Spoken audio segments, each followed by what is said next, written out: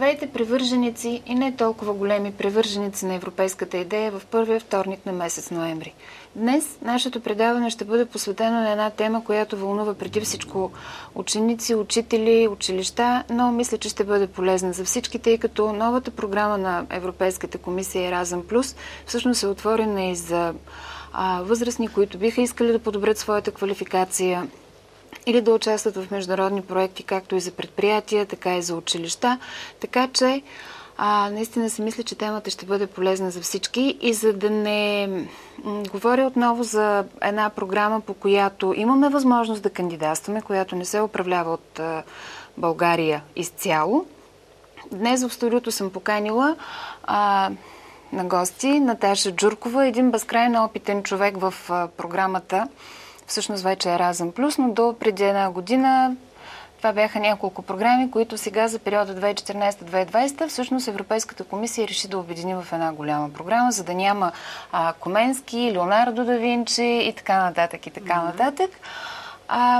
Ще се радвам, ако нашия разговор, ако нашата дискусия ви бъде полезна, защото както си говорихме с госпожа Джуркова преди предаването, винаги е много трудно да направиш първата крачка. Нали, отстрани гледаш, слушаш, хората правят едни проекти, печелят едни проекти, ходят, правят разни неща.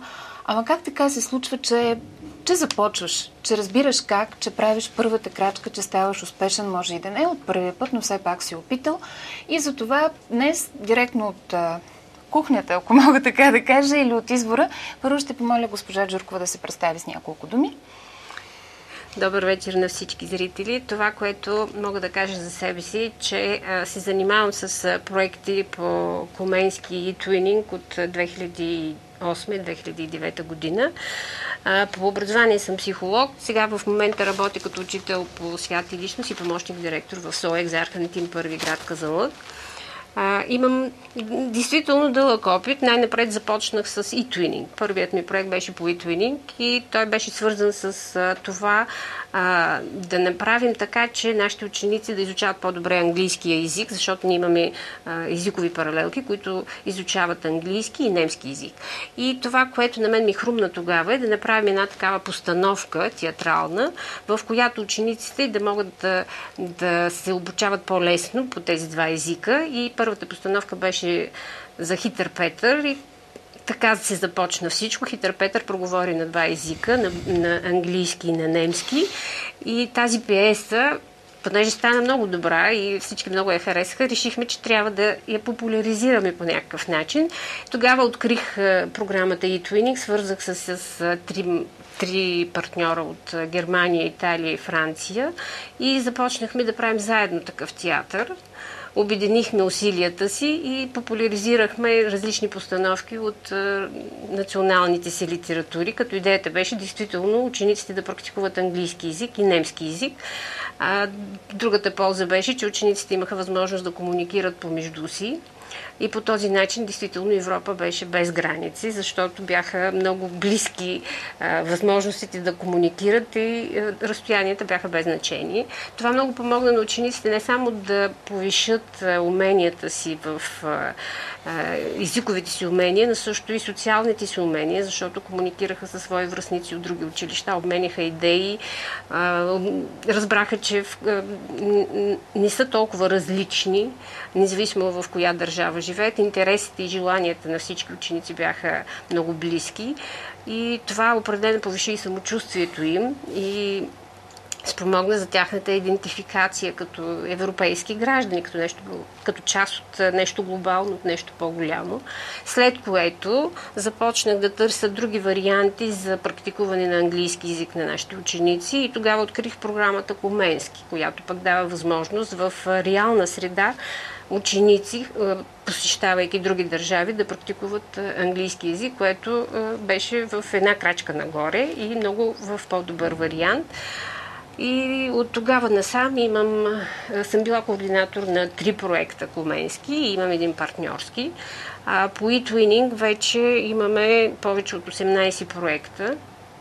18 проекта? Да, като на 9 от тях имаме и Quality Label, европейски Quality Label, който си дава за постигнато качество в изпълнението на проектите, а на 2 от проектите имаме и награда, като на единият проект eTwinning, международен диалог чрез приказки, рисуване и театър. Аз навсякъде включвам и театър по обясними причини. Той пък получи международна награда за междукултурно разбирателство Мевлана през 2013 година.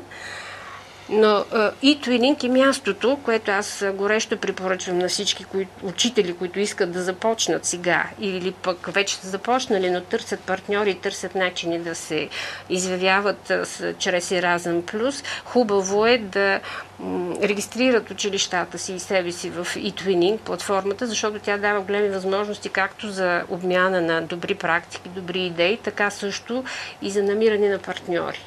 Защото в това пространство може да се види колко различни идеи имат учителите от цяла Европа и много ценни, полезни неща могат да се открият. Освен това, хората се научават да работят в екип, практикуват английски. Особено учениците, да. Слушам ви и просто така и се чувствам горда, защото това се случва в региона ни. 18 проекта. Представете ли си? 18 проекта, една част от тях наградени с отличени като качество и като постижение.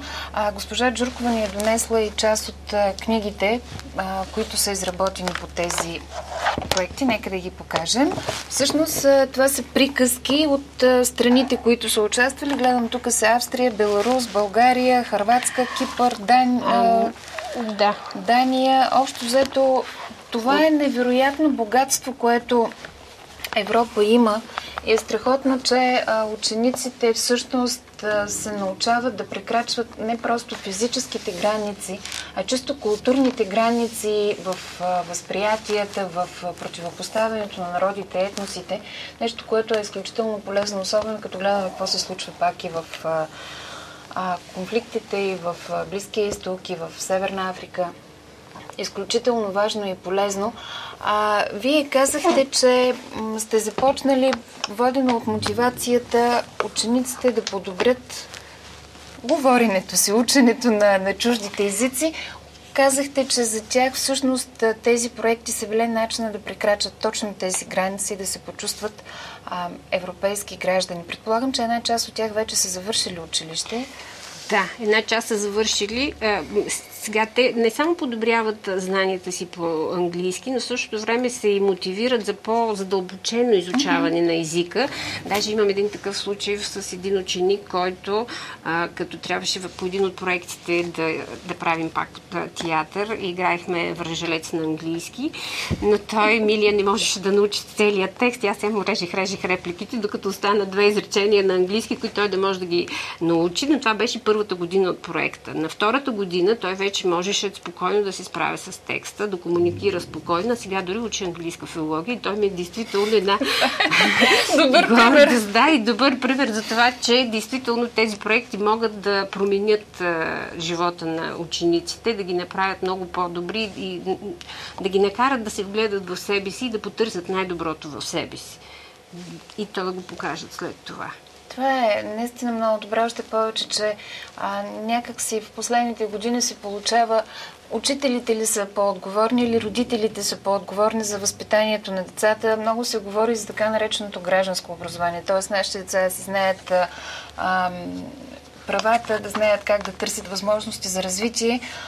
Наистина съм впечатлена. Ние с вас сме говорили и преди за това, какво сте правили. Аз съм гледала Хитър Петър на английски. Звучи много интересно. Излизат децата с чисто българските носи, облечени, както ние се знаем, че са ходили нашите прабаби и прадядовци. Изведнъж очакваш, нали, да чуеш приказката и чуваш английска реч. Нали? В първи момент леко подскачаш, но като видиш с каква емоция учениците всъщност предават българския фолклор, артистизъм, отвореност, самочувствие, че нашата култура не е на по-заден план или по-лоша от тази на другите страни. Всъщност това преодоляване на запад, изток, по-развити, по-неразвити. А тяхните връстници как ги приемат? Децата от Италия, от Франция, от Англия? Много добре. По принцип никога не се вижда на тези срещи. Ние се събираме с представители от различни държави. На последният проект, по който работихме, бяхме от 7 държави. Различни от Италия, Испания, Португалия, Естония, Англия и Чехия. Навсякъде нашите деца бяха добре посрещнати. Дори като бяхме в Италия, имахме една такава конференция, на която трябваше да обсъждаме точно новата проява на Еразмус Плюс и новите хоризонти, които са пред нас, как изобщо ще продължаваме. Беше зададен въпрос, кои от всичките ученици, от коя нация говорят най-добре английски. Тогава италианците станаха и казаха, българите говорят най-добре от нас. Страхотно. Изключая англичаните, разбира се. Но това беше една изключително голяма похвала за нас, за нашето обучение, както в нашето училище и въобще за България, защото ние на практика там не представяме само себе си и нашето училище, ние сме като посланици на България. Така че, действително, наприемат много добре и бързо те се сприятеляват. За тях спира да съществуват националностите и границите.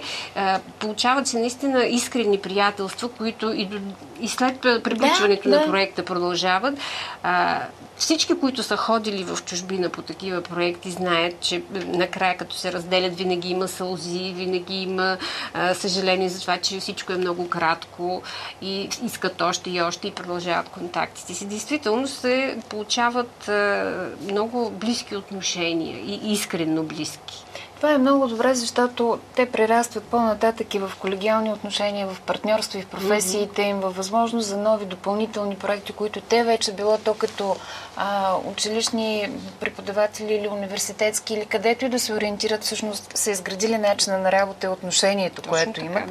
Наистина е много важно да работим с децата си много по-активно и да се постараем да вдигнем завесите и да премахнем границите, които сме поставили за себе си. Аз също съм от поколението, което израсна до 18-та си годишнина от другата страна на желязната завеса, т.е. от източна страна. И все още на мен ми е на моменти така изпитвам леки притеснения, нали, защото ние сме нова страна членка, защото винаги сме някъде, уж все ние в прегрешение. Истината, и друг път съм го казвала, няма изрядни страни. Всеки прави грешки. Важното е, че нашите ученици жънат успехи, жънат похвали, повишават самочувствие, което е особено важно. Добре, 18 проекта. Нова програма. Ще продължавате ли? Да. Даже сега за тази учебна година вече съм регистрирала 6 e-twinning проекта. За Еразъм Плюс ще си подготвям за кандидатстване през февруари, така че продължаваме, защото тази година юли месец свърши нашия последен Коменски. Продължаваме напред. Категорично. Категорично, да. Това е изключително полезно за ученици и учители и смятам, че не бива да се спира. Напротив. Даже приканвам колкото се може повече учители и училища да правят същото. Приемам го като послание, за което щях да ви попитам какво ще кажете на колегите си. А самите ученици, така, готови ли са да ви помагат и при подготовката на проектите също? Учениците участват на всички нива. Участват в избора на текст, в избора на пиеса или в избора на европейски фигури, примерно този проект за европейските велики личности. Учениците заедно със своите родители избраха кои български личности ние ще представим. Кои български личности са вътре? Понеже сега ми я донесахте книжката и не съм имала възможност. Да, Васил Левски естествено, на първо място. След това представихме Димитър Пешев. Представихме още... Смея се, защото виждам, че австрийците са представили наред с Моцарт и Шварценегер. Да, и Шварценегер. Да. Всяка държава си избра тези велики личности и ги представи, след което всеки партньор чрез жребий трябваше да представи, да направи драматизация и филмира пък партньорски велики личности. Тоест, не драматизирахме нашите, а чуждите велики личности и то беше с цел точно да покажем на всички, че всеки народ има своите велики имена и по този начин, изучавайки великите личности на другите държави, научаваме повече и за историята, научаваме повече и за нашето бъдеще. Да, няма бъдеще без минало, както е казал и Чърчил, мисля, че беше. Да. Един народ, който не познава историята си, няма бъдеще. казахте, че продължавате напред, категорично и сигурно. Аз си позволявам да попитаме, да поискам разрешение от името на други учители, които биха се обадили, биха се обърнали към нас от региона на Стара Загора, за евентуално съвети, съдействие. Трудно е. Всяко едно начало е трудно. Ние като Европа директно съответно даваме консултации, но нашия опит в предишния програмен период и сега в Еразъм Плюс е свързан повече с трансфера на иновации, трансфер на добри практики или разработване на иновации, не толкова с проекти, които са свързани с училищата. Мога ли да поискам разрешение да ви търсим за, ако щете, и чиста мотивация, съвети? Да, разбира се. Аз съм помагала на много училища от Казанлък и детски градини, които са тръгвали по пътя на Коменски или eTwinning. Същото мога да го направя за всяко едно училище, което потърси такова съдействие, защото определено считам, че това е ценно и колкото повече училища, толкова по-добре за българското образование и за въвеждането на европейските стандарти, към които ние се стремим всички. Това е наистина много добре и един показателен пример за това как можем да работим в партньорство и отделните градове, училища, всъщност да си подаваме ръце. В интерес на истината, Казанлък е изключително активен. Образователните институции в Казанлък са изключително активни в работа по международни проекти и аз се радвам на тази готовност и отвореност този опит да бъде споделен, защото трябва да се научим, че основно споделянето на опита и работа в партньорство е нещо, което ни помага да се движим напред, а не дърпането назад и коментари този ли ще го направи по-добре или така нататък. Разговорът с госпожа Джуркова е изключително интересен. Аз самата имам да науча много. Включително да предам и като послание на други заинтересовани, които няма да имат възможност веднага да се срещнат с нея. Но за вас, нашите зрители, сме подготвили един видеоматериал, който за програма Еразъм Плюс, новата програма, който се надявам, че ще ви бъде полезен и интересен. А за контакт с госпожа Джуркова можете да се обърнете към нас в офиса на Европа директно в Стара Загора. Вижте видеото.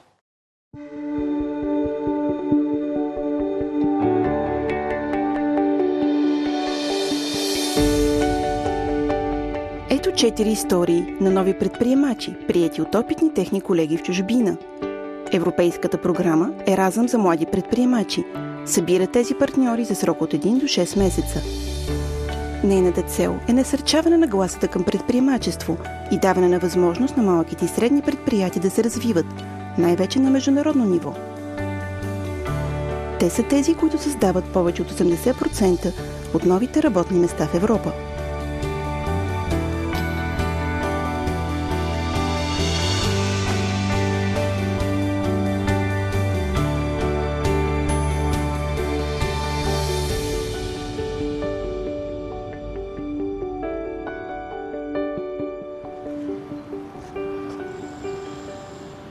Мария и Панайота Влахо са две сестри.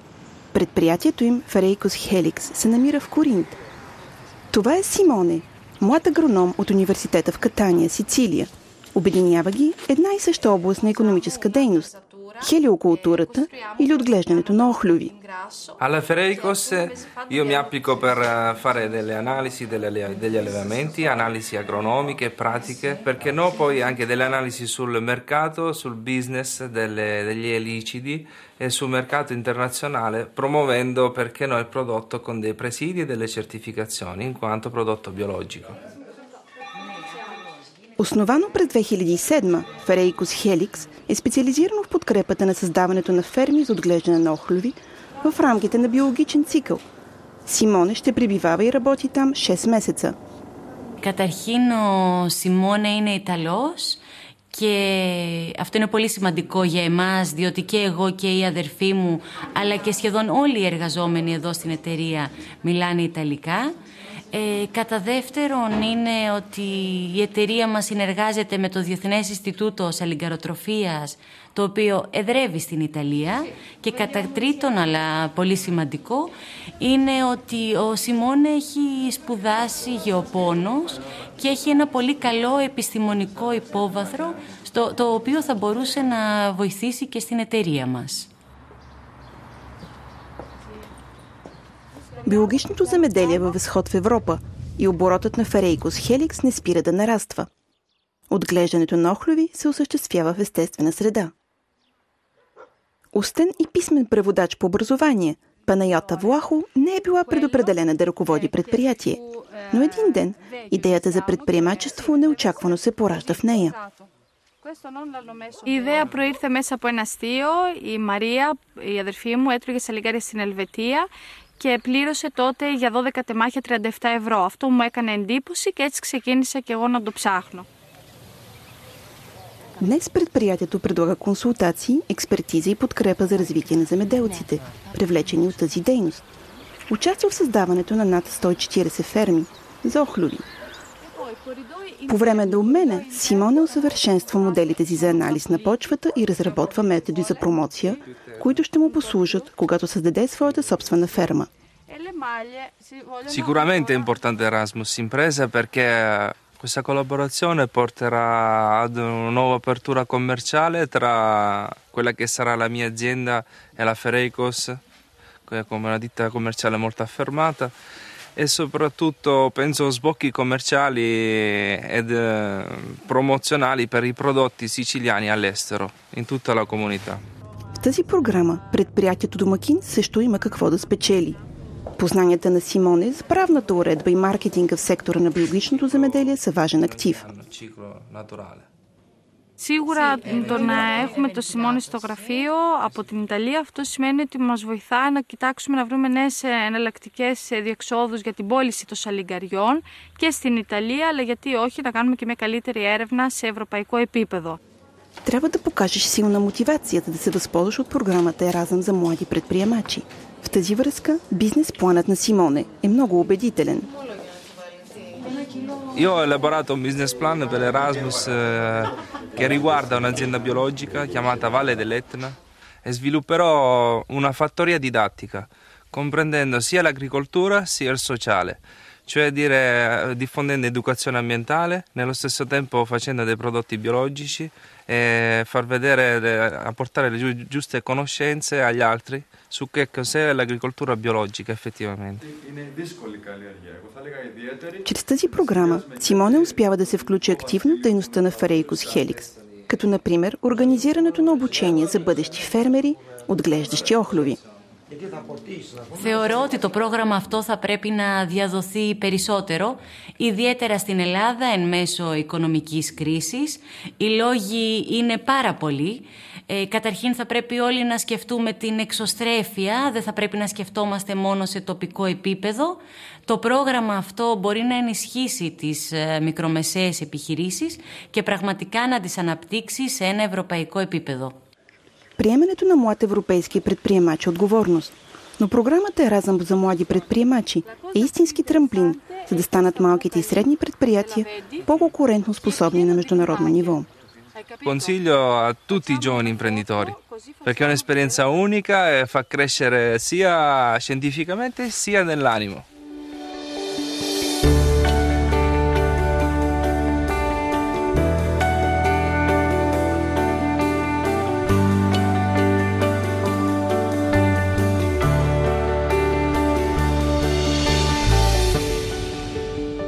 Wenn mich jemand fragt in der Galerie, wofür arbeiten Sie, was machen Sie, dann sage ich fotografiere Menschen, die sich mit Kunst auseinandersetzen. Das kann ein Künstler sein, es kann ein Galerist sein, es kann ein Hund sein, der vor einem Bild steht oder ein Zuschauer. Also vieles weglasse und mehr auf die Persönlichkeit gehe. Ян Соботка е преподавател, художник и фотограф. През 2004 той основава Кетенбед, уеб-портала на берлинската арт-сцена. Там се намират над 14 000 от неговите фотографии. Той приема Юлия Гойт, литовка, дипломиран икономист и театрална актриса, но в Берлин я води страстта и към фотографията. Aš sutikau Jan Sobotką vasarą, kai aš atostogavau Berlyne. Ir man labai patiko jo būdas, laisvas būdas fotografijos, kaip jisai dirba su žmonėm, apskritai kaip jisai žiūri į fotografiją. В рамките на тази програма Юлия прекарва 3 месеца в Берлин с идеята след това да работи там. Мултикултурната и освободена столица привлича много артисти след падането на стената. Там те намират подкрепа и вдъхновение. Ich bin selber oft in der Situation gewesen, dass ich im Ausland war und Leute brauchte, die mir helfen. Erstens unterrichte ich und zweitens habe ich gesagt, okay, wenn ich dir helfen kann, gerne. Und sie hat mich gefragt, ob ich das machen würde und dann hat es mich auch einfach interessiert. Ich habe ihre Webseite gesehen, die Fotos und fand das interessant.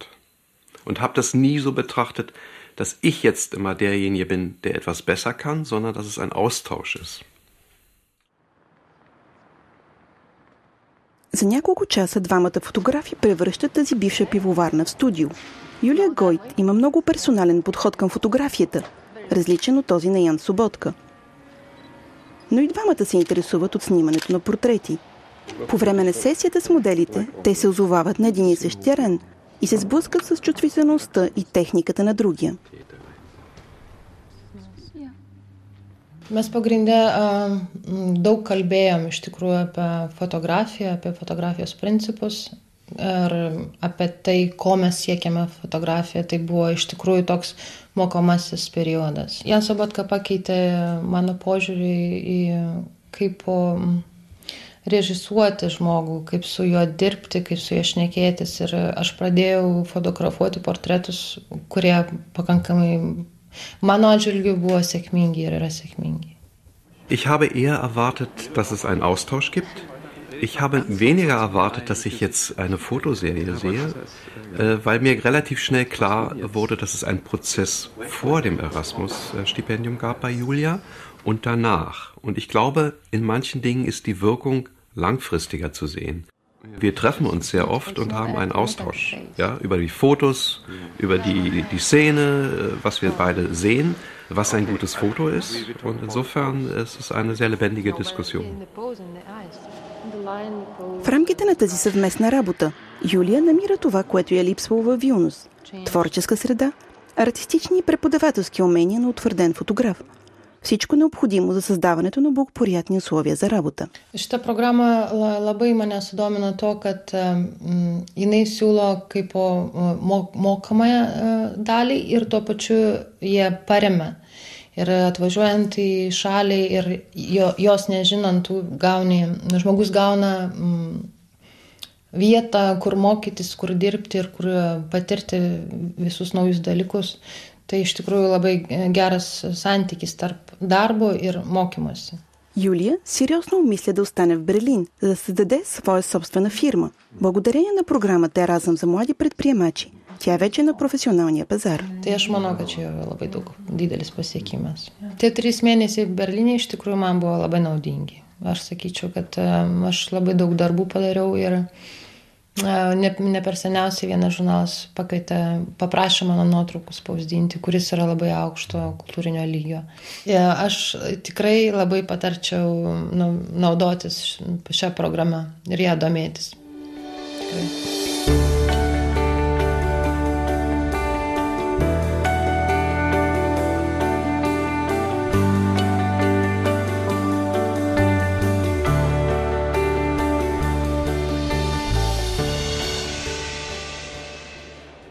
Изложението на бизнеса и предприемачеството в Брюксел. Това е Тома Вердие Фуентес, завършил инженерно училище в Лил, Франция, със специалност предприемачество. Това изложение е кулминацията на участието му в обменната програма Еразъм за млади предприемачи. До него е Тиери Ван ден Брук, директор на асоциацията Домакин Посеко. Но да се върнем няколко месеца назад. Notre ASBL, qui s'appelle aussi Centre d'information pour une économie positive, en fait fait la promotion de tout ce qui peut dans l'économie apporter une contribution à la société. Donc ça peut être des concepts comme le commerce équitable, les investissements éthiques, la construction écologique, le tourisme responsable, enfin tous ces concepts-là.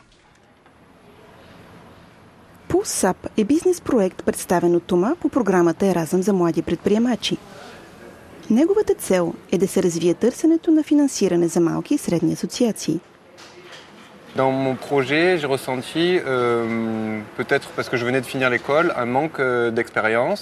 Et le programme Erasmus pour jeunes entrepreneurs permet justement, en lien avec son projet, de développer une compétence forte chez un entrepreneur aguerri déjà dans le même secteur d'activité. Посеко е организация с нестопанска цел в сектора на дружественото предприемачество.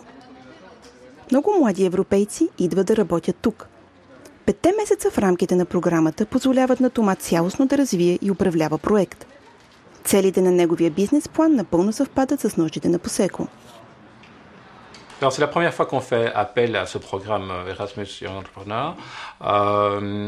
Il est clair que pour nous, la première chose, c'est que ça nous permet d'avoir quelqu'un en plus dans l'équipe. Donc, c'est une personne qui peut contribuer concrètement à des activités qu'on a. Donc, il y a un win-win qui était indispensable pour nous pour pouvoir accueillir ce genre de stagiaires. Тиери Ванденбрук поверява на Тома конкретна мисия – да създаде и координира мрежа от над 35 дружествени предприемачи. Той трябва да се научи да работи, да провежда срещи и да взема решения с колегите си. Ce qui pour moi m'a appris le plus dans mon expérience ici à Poseco, c'était de partir d'un projet embryonnaire donc, et le faire éclore et l'amener à maturité jusqu'au salon Entreprendre de cette année. Френско-говорящия Тома успява да се справи ефективно с мисията си в Брюксел, но Тиери оценява и познанието му по други езици. Еразъм за млади предприемачи цели да се подкрепят усилията за интернационализация на малките и средни предприятия. Je pense que déjà en fait créer des synergies et des relations entre les pays européens permet à quelqu'un qui est national de commencer à penser en dehors de ses frontières. Et donc c'est une première manière de s'ouvrir au monde. Donc c'est essentiel et c'est un bon argument, un bon alibi, je dirais, en fait de forcer peut-être d'une certaine manière des échanges pour que chaque personne comprend que le marché est aujourd'hui un marché international. Европа е пазар с 500 милиона потенциални клиенти. Единен пазар, на който Тома може да разчита в бъдеще. Donc le côté international au niveau du business, on pourra clairement le ressentir en tout cas dans l'entreprise que je créerai en rentrant en France, sur les relations que j'ai pu tisser ici, les relations avec tous les entrepreneurs du réseau notamment, les relations ici avec Poseco et clairement ça sera un plus le jour où je déciderai de venir élargir mon travail et mon activité à la Belgique. За Тома мисията е изпълнена. Благодарение на работата му с Посеко, всички предприемачи, които е събрал в мрежата, присъстват на бизнес изложението в Брюксел. Il est clair que travailler avec un stagiaire professionnel qui vient en plus d'un autre pays, mais ça nous fait penser parfois les choses autrement et ça nous demande aussi d'avoir la capacité en fait d'avoir confiance en fait dans ces jeunes entrepreneurs. Ce qu'on a fait par la force des choses et le return c'est du 300% quoi.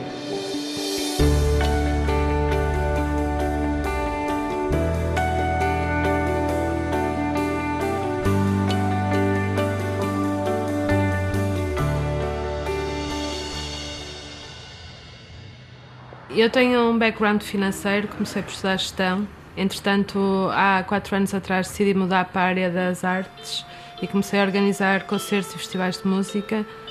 Fiz curso de Arts Manager e agora estou a fazer uma pós-graduação. Рита Майя от Португалия е в Лондон за 6-месечно участие в обменната програма Еразъм за млади предприемачи. Предприятието домакин е Ретокс Клиник. Според неговият менеджер, доктор Алексети, нищо не възстановява здравето така добре, както музиката. I studied very technically. I studied chemistry up until PhD level, but I also consider that at the same time I was doing that, I was studying music, in that I was a DJ and I had a radio show and I was building up my experience and knowledge of music and artists. Ретокс помага на независими артисти и дистрибуторски компании да навлязат на музикалния пазар – радио, кино, видео. Алекс Сети обича да открива нови таланти. Еразъм за млади предприемачи му разкрива този на Рита Майя. I wanted to be involved in the program because I believed it would bring me key people, creative people who really want to work in this industry. I believe it will benefit what I do. Those people will bring ideas to me, bring new processes, new ways of working, look at what I do with a pair of fresh eyes. Рита вече основала своята фирма Еда Фантазия през 2009 година в Порто. Тя има за цел да приближи изкуството и музиката до улицата, и то не само в нейната страна. Os objetivos do plano de negócio era crescer de uma forma internacional, conseguir arranjar contactos e estabelecer parcerias com noutros países da Europa e outros. E conseguir organizar eventos fora de Portugal. Bikini Beach Band. Това е доста своеобразна лондонска група, наскоро открита от Рита. Тя кани Алик да се срещне с музикантите по време на една от репетициите им в студиото. Желанието е да ги покани на турне в Португалия. Aprende-se muito a trabalhar aqui no Reino Unido porque há investimento na cultura, há investimento em eventos, há investimento nos artistas. É completamente diferente de trabalhar em Portugal, onde o mercado é muito pequeno e de difícil acesso. Алекс Сети има развит бизнес нюх. Рита Майя притежава голяма музикална култура. Това е обмен на умения, който улеснява развитието на младите европейски фирми. I think it's the most important thing, really, very important to help new entrepreneurs coming up, people with new ideas. I think when I started, my field was much smaller than it is, and I really was so passionate, I just pushed myself into it. And I think it would have been really nice if I'd had a mentor. I could have maybe saved time. I would have understood clients. I would have had someone to open doors for me, to show me clients, to get contacts. Hi, Joanna. How are you? Европейският музикален пазар е взискателен и конкурентно способен. Мнозина са звани, но малцина са избрани. Рита се възползва от професионалните връзки на Алик. Той отваря вратите към студията, музикантите и продуцентите в Лондон. Eu penso que a parte mais importante que aprendi foi a maneira como o Alex sozinho criou a sua própria empresa e desenvolveu o seu negócio. E o negócio está a crescer. Ele já o faz há 7 anos, penso eu. E estou a aprender quais as melhores maneiras de ser comercialmente agressivo, de adquirir novos clientes, fazer contactos num país que tem uma cultura empresarial completamente diferente do país de onde eu sou. Еразъм за млади предприемачи е една отлична възможност за двамата партньори да се възползват от своите респективни таланти и умения. А за един предприемач това не е никак малко. I think Rita's brought more than I expected. First of all, what we'd talked about and discussed was she was going to help me the business side, the marketing side, social networking, improving my presence in these areas, and she's definitely done this. Над 99% от европейския музикален пазар се състои от малки и средни предприятия. Тази програма за обмен им помага да придобият по-международен характер. I would definitely recommend it to other companies. In fact, I've already started talking about it to other people I work with and anyone who's interested, really, people I meet. I think when you have something good, you always want to spread good news. So yes, definitely very happy. Нови или утвърдени предприемачи. Те са най-добрите посланици на програмата Еразъм за млади предприемачи. Днес стотици вече са участвали в програмата с подкрепата на Европейската комисия. Нека се надяваме, че техният пример ще насърчи всички онези, за които предприемачеството е неделима част от европейския икономически пейзаж.